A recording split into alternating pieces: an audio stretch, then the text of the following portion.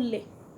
अब एक तरीके से देखा जाए कि मनुष्य जो है वो भय, मैथुन, आहार मतलब भोजन, खाना पीना आदि में पशु के समान है, परंतु एक मूल्य ही है जो मनुष्य को पशु से भिन्न करते हैं, अलग करते हैं, ठीक है, और उसको मानव कहलाने का अधिकारी बनाते हैं। वर्तमान में जीवन के प्रत्येक स्तर और प्रत्येक क्षेत्र में मूल्यों का ह्रास हो रहा है। आज समाज के रोल मॉडल बदल रहे हैं। भ्रष्ट आचरण में लिप्त धन बल संपन्न लोग आज सार्वजनिक मंचों पर सम्मान पा रहे हैं।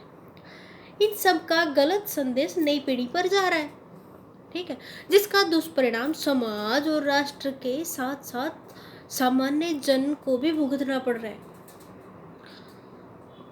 अब आज एक सामान्य आदमी की धारणा है कि मेहनत कश लोगों का शोषण हो रहा है। कहते हैं कि जो मेहनत करते हैं ना उनको तो लाभ मिल नहीं पाता है, जो बिना मेहनत वाले हैं वो ऊंचे ऊंचे पदों पर या अच्छे अच्छे तरीके से रह रहे हैं, अच्छे से खा रहे हैं। ये एक सामान्य आदमी की धारणा है कि मेहनत कश लोगों का शोषण हो रहा है, वह झूठ और प्रेम का बोलबाला है। और इसी कारण जनसाधारण के जीवन में नैतिक, सामाजिक और आध्यात्मिक मूल्यों के प्रति आस्था घट रही है। आज मूल्य संकट की स्थिति उभर कर सामने आ रही है। और मूल्य क्या है? मूल्य संकट के बारे में डॉक्टर सर्वपल्ली राधाकृष्णन ने जी का यह कथन सही भी प्रतीत होता है कि हम यह जानते हैं कि सही क्या है, हम यह जानते हैं कि सही क्या है और हम उसकी सराहना करते हैं, लेकिन उसे अपनाते नहीं है। हम यह भी जानते हैं कि बुरा क्या है, हम उसकी भर्त्सना भी करते हैं, लेकिन फिर भी हम उसके पीछे भागते हैं। कितनी बढ़िया बात कही ना डॉक्टर राधाकृष्ण सर्वपल्ली राधाकृष्णन ने। अब क्या है, वर्तमान परिप्रेक्ष्य में देखें तो मूल्यहीनता की स्थिति जीवन के सभी क्षेत्रों में दिखाई देती है। अब मूल्य कहाँ कहाँ विहीन है उसकी स्थिति देखिए। परिणाम स्वरूप नाना प्रकार की समस्याएं आती हैं, जैसे भ्रष्टाचार, लिंग भेद, यौन शोषण एवं उत्पीड़न, जाति भेद, बाल अपराध, वैमनस्य एवं हिंसा, आपराधिक प्रवृत्ति, पर्यावरणीय संकट, आतंकवाद आदि उभर कर सामने आ रहे हैं। क्या इनमें मूल्यहीनता नहीं है? बिल्कुल है। और इनके समाधान का एक प्रभावशाली उपाय क्या है? सुशासन की स्थापना करना। क्या करना? सुशासन की स्थापना करना। क्यों सुशासन की स्थापना? सुशासन की स्थापना हेतु क्या? शासन एवं प्रशासन, गवर्नेंस एवं एडमिनिस्ट्रेशन में उच्च मूल्य युक्त नेताओं एवं अधिकारियों का होना तथा जनमानस का अधिकारों के प्रति जागरूक एवं कर्तव्यों के प्रति संवेदनशील होना आवश्यक है। कि शासन और प्रशासन में जो नेता और अधिकारी हैं उनका जन अधिकारों के प्रति, आम जन के अधिकारों के प्रति जागरूक हो और कर्तव्य के प्रति संवेदनशील हो, और यह आवश्यक है। शासन और प्रशासन का संचालन समाज में पले बड़े लोगों द्वारा ही होता है।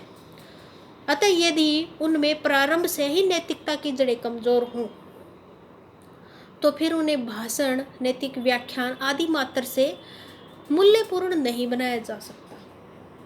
समझ रहे बात को? कि ये जो नेता है, लोग हैं, बड़े बड़े अधिकारी हैं, ये कोई चांद से उतर के नहीं है। समझ रहे?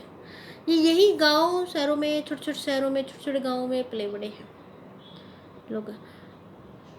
अगर इनमें प्रारंभ से ही नैतिकता की जड़ें कमजोर हों तो फिर उन्हें भाषण, नैतिक व्याख्यान आदि मात्र से मूल्यपूर्ण नहीं बनाया जा सकता। समझ रहे हैं? कि अगर शुरू में ही उनका बचपन से ही अगर उनको नैतिक मूल्य नहीं सिखाए गए या नैतिक मूल्यों की कमी है तो क्या वो बड़े होकर हम उनसे अच्छे की कामना कर सकते हैं? कुछ हद तक किया जा सकता है, वरत स्तर तक नहीं। ऐसा तभी संभव है जब बचपन से जीवन के विभिन्न स्तरों पर, जैसे परिवार, समाज, शैक्षणिक संस्थाओं में अच्छे विचार, आदर्शों एवं मूल्यात्मक आचरण की नींव डाली जाए और उससे जीवन के भिन्न अंग के रूप में, आदत के रूप में विकसित किया जाए।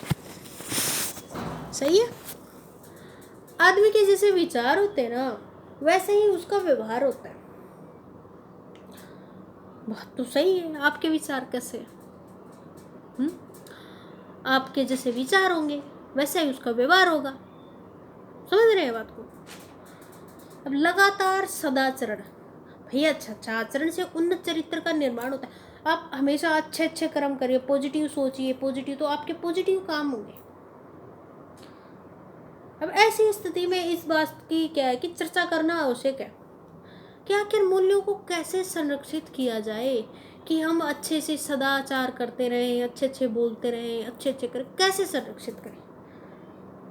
क्या आपके सामने कभी ऐसा प्रश्न आया है, उठा है? आपके मन में ऐसे प्रश्न के भाव उठे हैं कभी? क्या आपने कभी सोचने का कोशिश किया कि हमारे जो मूल्य, अच्छे मूल्य, कि मैं सही बोलूं, सत्य बोलूं, सदाचार करूं, किसी से लड़ाई झगड़ा नहीं करूं, किसी के मतलब सबके साथ अच्छा व्यवहार करूं, है बड़े छोटों का सबका सम्मान करें, बड़ों का आदर करें, छोटों को स्नेह करें, या मतलब कि अपने गुरुजनों का सम्मान करें। ऐसे कुछ भाव आए हैं? आते तो हैं, लेकिन ये बने नहीं रह पाते। तो इनको संरक्षित कैसे करें, इनको बनाए कैसे रखें? अब क्या है कि मानव के अब संरक्षित कैसे किया जाए, क्यों सुनिए, और मानव के जीवन में इन्हें कैसे व्यापक एवं प्रभावी रूप से साकारित किया जाए। आपके दिमाग में भी क्वेश्चन तो उड़ रहा होगा अभी। नहीं उठा तो उठाने की कोशिश कीजिए। मूल्यों को संरक्षित करने, मन में रोपित करने, इनकलकेट करने एवं विस्तारित करने में सर्वाधिक महत्वपूर्ण भूमिका पता है किसकी होती है? कि ये अच्छे मूल्य, अच्छे विचार, अच्छी बातें, ये इनको मन में बैठाने, रोपित करने, इनका विस्तार करने, अपने से परिवार से समाज से अलग अदर चारों तरफ विस्तारित करने में सर्वाधिक महत्वपूर्ण भूमिका परिवार, समाज एवं शैक्षणिक संस्थाओं की, एजुकेशनल इंस्टीट्यूट्स की। ठीक है, बातें हो गई। अब हम बात करते हैं कि जो नीति शास्त्रीय संदर्भ में मूल्य का से, अब ठीक है, मूल्य क्या है ये पढ़ रहे हैं, मूल्यों को संरक्षित करिए ये क्या। अब जब इथिक्स है, नैतिक आचरण है, हम नीति नियमों के अनुसार चलेंगे, तो जो शास्त्र है, नीति शास्त्रीय संदर्भ में मूल्य क्या है? मूल्य वो है कि भौतिक मूल्य, प्रणतात्मक मूल्य नहीं होते। कोई भौतिक मूल्य वो चीज़ नहीं है, किसी चीज़ का परिणाम नहीं है, जबकि ये क्या है, जीवन के गुणात्मक पक्ष से संबंधित मूल्य होते हैं। कि भाई कोई चीज़ नहीं है, जैसे ये पेन है, ठीक है, ये पेन है, कि ये क्या है, ये मूल्य है, ये मूल्य नहीं है, इससे हमने लिख दिया, वो मूल्य है, ये परिणात्मक मूल्य है, ये मूल्य नहीं है। आपने जीवन में जो उतारा, जीवन में जो गुण उतारे, जो अच्छे विचार उतारे, जो सदाचार उतारे, जो गुणात्मक पक्ष उतारा, उससे संबंधित जो मूल्य होते हैं वो मूल्य होते हैं। मनुष्य केवल पशु के समान जीना नहीं चाहता, बल्कि अच्छी तरह गरिमापूर्ण तरीके से जीना चाहता है। या आप भी चाहते हो कि हम पशु जैसा या पशु के समान जीवन नहीं चाहते, ठीक है, हम अच्छी तरह से, अच्छे तरीके से, गरिमापूर्ण तरीके से जीवन जीना। इसके लिए क्या, इसके लिए जीवन का मूल्यपूर्ण होना आवश्यक है।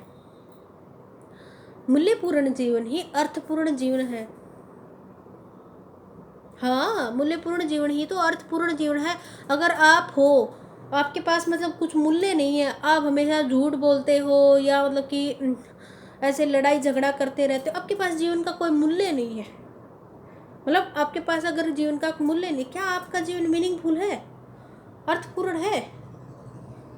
कोई उद्देश्य नहीं है, किसी कुछ बोलना नहीं है, हर किसी झगड़ा करना है, एकांत में रहना है, क्या उसका मूल्य है? मूल्य बनाने पड़ते हैं। और ये मूल्य परिवार, भूमिका, समाज, संस्थाएं जहाँ आपने शिक्षा ग्रहण की है या जहाँ पर हो, वही से मूल्य आते हैं। और जीवन मनुष्य स्वयं अपने आप में शुभ नहीं है। अब माने कि मूल्यपूर्ण जीवन ही अर्थपूर्ण जीवन है, परंतु जीवन जो होता है ना, हमारा जीवन है वो स्वयं अपने आप में शुभ नहीं है, शुभ थोड़े ना है, बल्कि इसे प्रयासपूर्ण बनाना पड़ता है। किसी आदमी ने जन्म ले लिया, अब उसको कोई सोचेगा कि वो क्या बनेगा? नहीं, उसको वो देखते हैं मूल्य, मूल्य उसको कहाँ से क्या मिल रहे हैं, उसको परिवार से कैसे मूल्य मिल रहे हैं, समाज से कैसे मिल रहे हैं, स्कूल से कैसे मिल रहे, उसके आसपास के वातावरण से कैसे मूल्य मिल रहे हैं। समझ रहे ये बात को? अब जीवन अपने आप में शुभ तो है नहीं, अब उसको शुभ बनाना पड़ेगा।